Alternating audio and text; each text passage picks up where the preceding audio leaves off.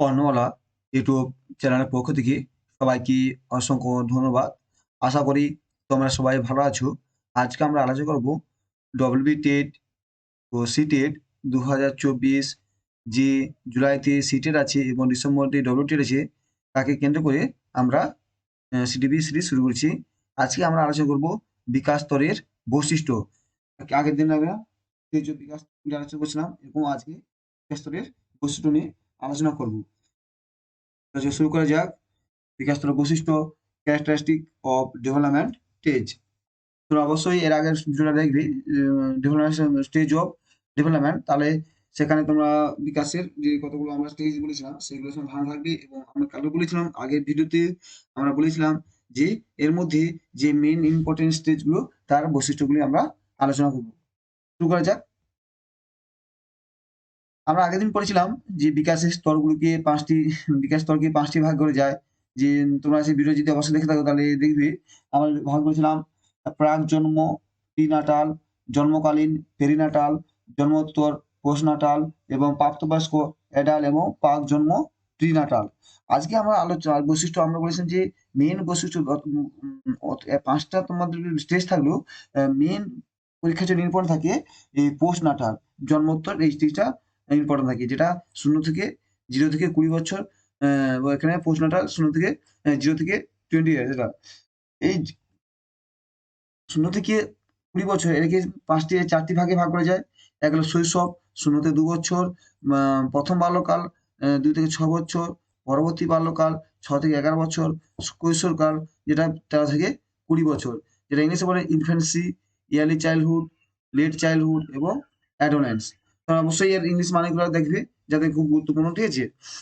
তাহলে আমরা এর বিভিন্ন স্তরের বৈশিষ্ট্য আলোচনা করব এবং পরীক্ষার পরে এই যে infancy, early childhood, little childhood, adolescence, এর যে কিছু বৈশিষ্ট্য আছে সেগুলো তোমরা ভালো করে দেখো।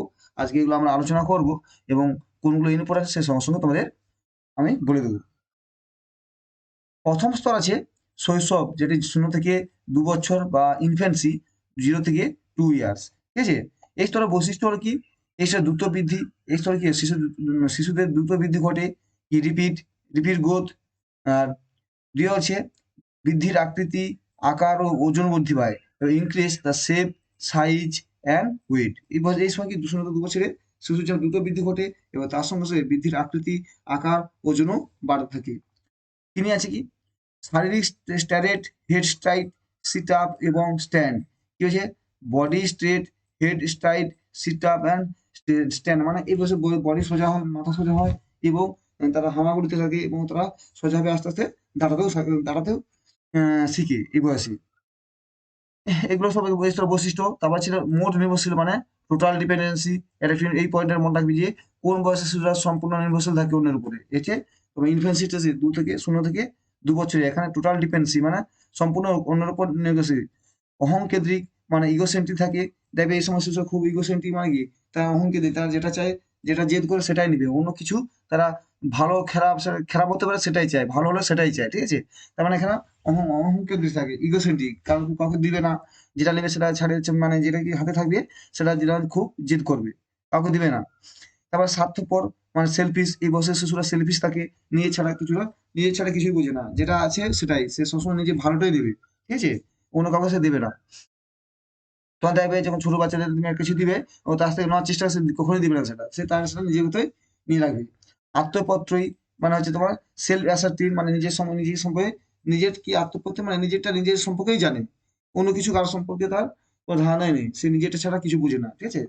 সেন্স বেস, এখানে আছে সেন্স বেস, মানে কি সম্পূর্ণ সেন্সের উপর নির্ভর করে, যেটা তার সেন্সে থাকে, সেন্স বেস দিকে থেকে সেটা সে নির্ভর করে। সেন্সে তো কোনো একটা জিনিস তার মনে হচ্ছে এটা প্রয়োজন, ঠিক আছে, সেটা তিনি সে সেটাই নিবে, সে সেন্সের মাধ্যমে। এখানে সম্পূর্ণ নির্ভরশীল।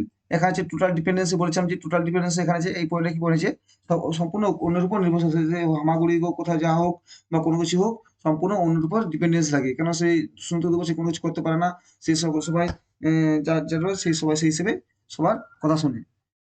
মানসিক অস্থিরতা, এই ইমোশনাল ইনস্টেবিলিটি, এই বয়সে সেরকম মানসিক অস্থির থাকে, মানে কোনো কোনটা ঠিক কোনটা ভুল সে জানেই না, যেটা চাই সেটাই সে জেদি করে সেটাই নিয়ে নেয়। তাহলে এখানে সম্পূর্ণ এই শৈশবকাল থেকে এই 10টা পয়েন্ট তোরা পড়বে এবং এগুলো একটু মনে রাখবে যে কোন বয়সে সম্পূর্ণ একুশটি যে শৈশব বয়সী কোন বয়সে টোটাল ডিপেন্ডেন্সি, তোমার ইনফ্যান্সি যে কোন বয়সে যদি বলে দুটো রিপিট গ্রোথ হতে সেটা ইনফ্যান্সি হতে রিপিট গ্রোথ, এই পয়েন্টটা ইম্পর্টেন্ট আছে রিপিট গ্রোথ পয়েন্টটা।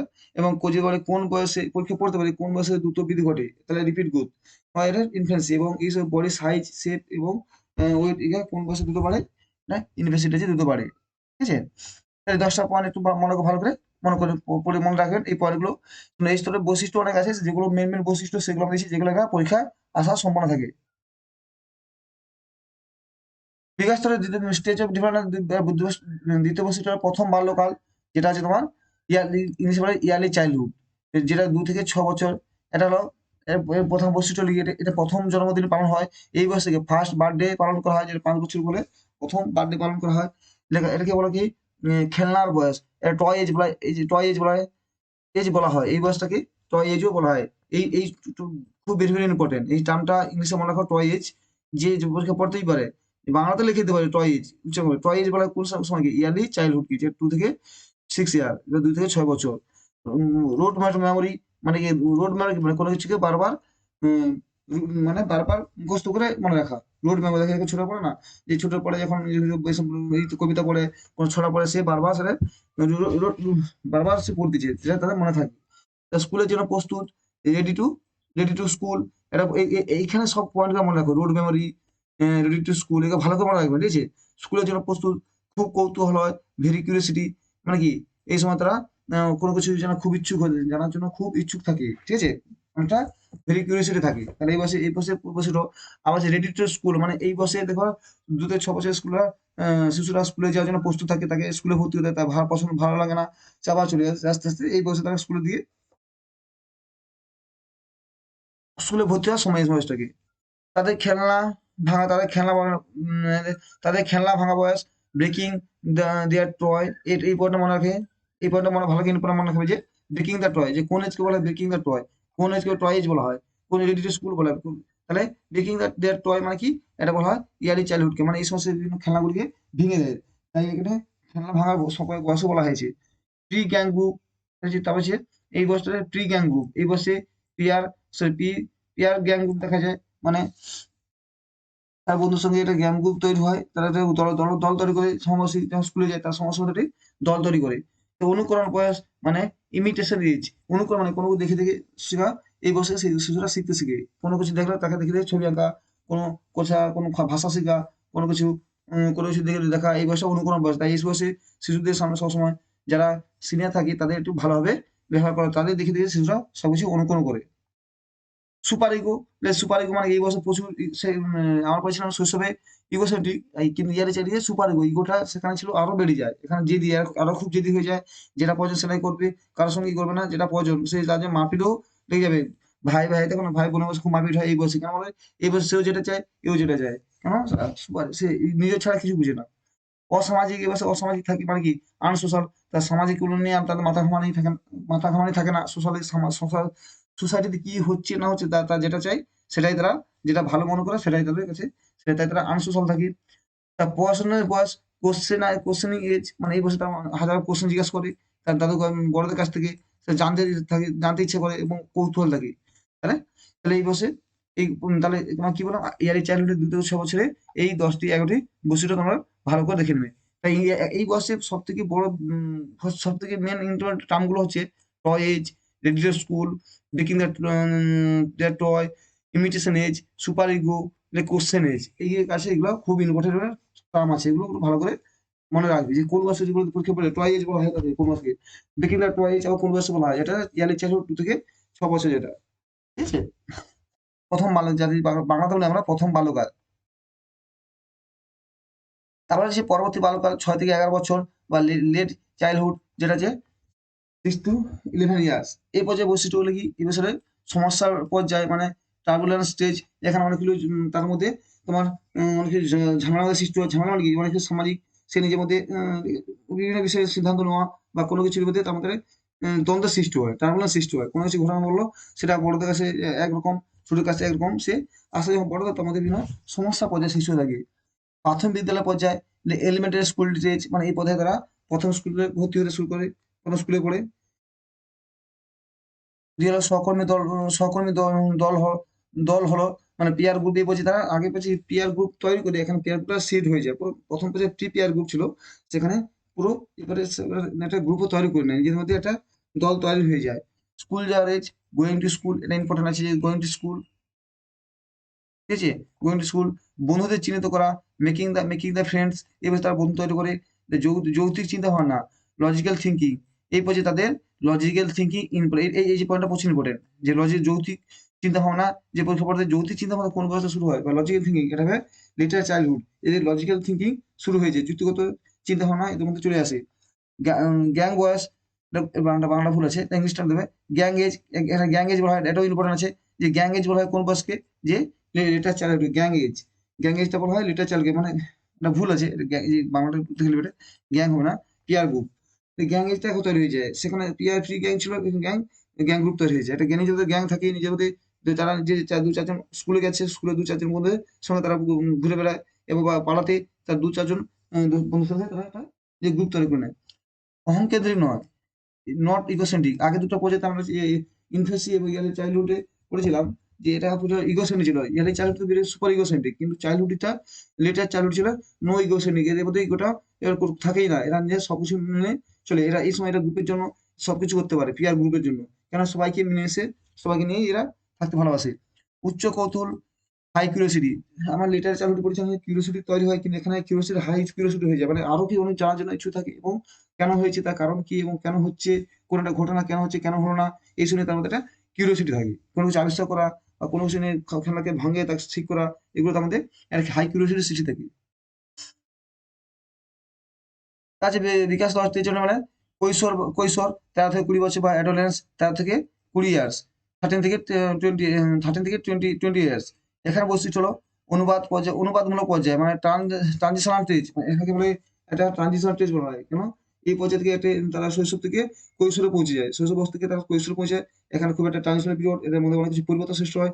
এখানে কেউ একটি অ্যাডোলেন্স স্টেজ খুব ভেরি ইম্পর্টেন্ট পর্যায়ে শিশুদের ক্ষেত্রে, এটা বিকাশের ক্ষেত্রে এটা সেটা খুব ইম্পর্টেন্ট পর্যায়ে। এখানে তাদের ট্রানজিশন টেস্ট বলা হয়, এখানে কোনো একটা পর্যায়ে থেকে অন্য একটা পর্যায়ে তারা এই সময় তাদের মধ্যে অনেক কিছু সমস্যা সৃষ্টি হয়, এবং তারা নিজেকে একাকেন্দ্রিক হয়ে যায়, একলা একলা মনোভাব করে, ঠিক আছে।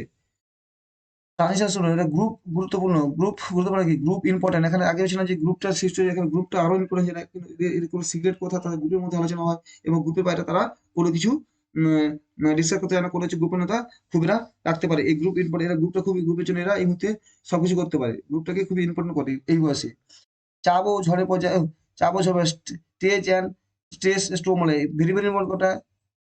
ঝড় ও ঝঞ্ঝা বলা হয়, এটাকে ঝড় ও ঝঞ্ঝা বলা হয়। স্টেজ অফ স্ট্রেস অ্যান্ড স্ট্রোম, মানে ঝড় ঝঞ্ঝা কি বলছে, স্ট্যানলি হল বলেছিল যে স্টেজ অফ স্ট্রেস অ্যান্ড স্ট্রোম, ঠিক আছে, এটা মনে রাখবে, ভেরি ভেরি ইম্পর্টেন্ট, যে কোন স্টেজকে stage of stress and storm বলা হয়, ঝড় এবং ঝঞ্ঝা বয়স বলা হয়। এটা হচ্ছে তোমার অ্যাডোলেন্স বয়সকে। জটিল পর্যায়ে, এটা একটা ক্রিটিক্যাল স্টেজ, এটা একটা যে বিকাশ, একটা ক্রিটিক্যাল কেস, কেন এখানে তারা শৈশব থেকে কৈশোর পর্যায়ে, যৌবনে পৌঁছায়, এই পর্যায়টি খুব ক্রিটিক্যাল স্টেজ। পরিচয় সংকট, আইডেন্টি ক্রাইসিস, মানে কি, এই বয়সে তার কেউ বলে তুই খুব বড় হয়ে গেছিস, কেউ বলে ছোট হয়েছিস, দেখ না, যখন বাড়িতে থাকে কেউ বলে তুই এত বড় হয়ে গেছিস, সেটা এখন কিছু জানে না, কেউ বলে তুই এখন ছোট আছিস, তাই নিজের দ্বন্দ্ব সৃষ্টি হয়েছে, কেউ বলে তাকে তুই বড় হয়েছিস, কেউ বলে তুই এখন ছোট আছিস, তার মানে কি, তাদের আইডেন্টি ক্রাইসিস সৃষ্টি হয়ে যায়, যে সেটাই বুঝতে পারে যে আমি বড় হয়েছি না ছোট হয়েছি, তাই ঠিক আছে। এই জন্য এসব সঠিক গাইডেন্স প্রয়োজন হয়, যে তাকে কোন পর্যায়ে সে আছে। সক্রিয় সদস্য ও তাদের নাশাপাতি গ্রুপ, অ্যাক্টিভ মেম্বার ও দেয়ার পিয়ার গ্রুপ, মানে কি, সদস্য যে গ্রুপ সৃষ্টি হবে তাদের মধ্যে অ্যাক্টিভ মেম্বার হিসেবে কাজ করে, এরা যে একটা গ্রুপকে ভালোভাবে মেনটেন করে চালার জন্য, এটা সক্রিয়ভাবে কোনো কিছু সমস্যা হলে এটা আগে দৌড়ে চলে যায়। বিমূর্ত চিন্তাধারা, মানে তোমার অ্যাবস্ট্রাক্ট থিঙ্কিং, আমি বললাম যে আমরা ইয়ারলি তোমার লেটার চ্যালেঞ্জ বলছিলাম যে লজিক্যাল থিঙ্কিং ছিল, কিন্তু এখানে অ্যাবস্ট্রাক্ট থিঙ্কিং তাদের কাজ শুরু হয়ে যায়, ঠিক আছে। এখানে তারা যে কিভাবে অ্যাবস্ট্রাক্ট থিঙ্কিং, কোনো কিছু না দেখেও সে চিন্তা ভাবনা শুরু করতে পারে। সর্বাধিক সামাজিক সক্রিয় সদস্য, মোস্ট সোশ্যাল অ্যাক্টিভ মেম্বার, এই বছর কি তাদের মোস্ট সোশ্যাল, মানে সোশ্যাল অ্যাক্টিভ মেম্বার হিসেবে কাজ করে, অ্যাক্টিভ মেম্বার হয়ে যায়, কিন্তু আরো সামাজিক হয়ে যাওয়া, অনেকটা সামাজিক দায়িত্ব পালন করে, সামাজিক যেটা ভালো সেটা নিয়ে খারাপ মন্দ যেটা, সেগুলো সে ভাবতে শুরু করে, ঠিক আছে। স্বর্ণযুগ, গোল্ডেন এজ বলা হয়, এটা কি বলে, বিদ্যাটি গোল্ডেন এজ, মানে স্বর্ণযুগ বলে, এখানে এই 13 থেকে 20 বছর মধ্যে তার বয়স সন্ধিকাল আসে, এখানে তারা আসে জীবনে তাদের পরিবর্তন থাকে আর কি। এই বয়সে যেমন, এই জন্য বলে এই বয়সে যেমন ট্রিটমেন্ট হয়, তার ভবিষ্যতে তাদের এটা তার জীবনের সাথে ইফেক্ট পড়বে। ঠিক আছে, থ্যাংক ইউ। তাহলে আমরা কি কি পড়লাম জিনিসটা নিয়ে, আজকে আমরা কি কি পড়লাম, আজকে কি পড়লাম যে যে প্রথম পড়লাম, প্রথমে কি 4টা স্তর পড়লাম, যে শৈশবকাল, শৈশব থেকে তোমার শৈশবকাল, যে এটাকে বা ইনফেন্সি, তার প্রথম বাল্য বা ইয়ারলি চাইল্ডহুড, তার পরবর্তী বাল্য যেটা লিটল চাইল্ডহুড, এবং কৈশোর যেটা অ্যাডোলেন্স। এই 4টা স্তর নাম পড়লাম, যেগুলো আমাদের প্রতি স্তরের বৈশিষ্ট্য বললাম, এবং পরে বিশেষ করে যে যেগুলো আমরা ইম্পর্ট বললাম, সে যে যে পয়েন্টগুলো বলে, এখানে যে স্কুল এজ, যে গ্যাং এজ, এই এলিভেটেড স্কুল এজ, এগুলো ভালো করে একটু পড়বে, মনে রাখতে পারবা, বারবার 2-3 বার ভালো পড়বে, তাহলে কোন গ্রুপে কি বৈশিষ্ট্য সেইগুলোই পরীক্ষা আসবে, যে আসবে না যে যে বৈশিষ্ট্য রেখে যাও, ঠিক আছে। কিন্তু বৈশিষ্ট্যগুলো যে বলছে না, যে বলে যে stage of stress and storm, কোন stage of stress and storm কোন কোন কোন সময়টা বলে, বলে ঝড় ঝঞ্ঝার সময় কোন বয়সকে বলা, তাহলে তুমি অ্যাডোলেন্স বয়সকে, 2 থেকে 20 বছর বয়সকে ঝড়ঝড়ার সময় বলে যায়, স্ট্যানলি হল বলেছিলেন, ঠিক আছে। অ্যাবস্ট্রাকশন কি পরীক্ষা পড়ে, অ্যাবস্ট্রাকশন কি কোন বিভক্ত চিন্তাভাবনা কোন কোন স্টেজে শিশুদের দেখা দেখা যায়, তাহলে এটা অ্যাডোলেন্স। তাহলে যে লজিক্যাল থিঙ্কিং কোন দেখা যায়, লজিক্যাল থিঙ্কিং দেখা যাবে লিটার চাইল্ডহুডে, ঠিক আছে। এইভাবে কোশ্চেন আসার সম্ভাবনা সবচেয়ে বেশি। তাই তোমরা ভালো পড়াশোনা করো, আহ, আর কন্টিনিউ আমি ভিডিও আপলোড করবো, এবং যদি চ্যানেলটা ভালো লাগে অবশ্যই সাবস্ক্রাইব এবং বন্ধুদের শেয়ার করে দিও। Thank you.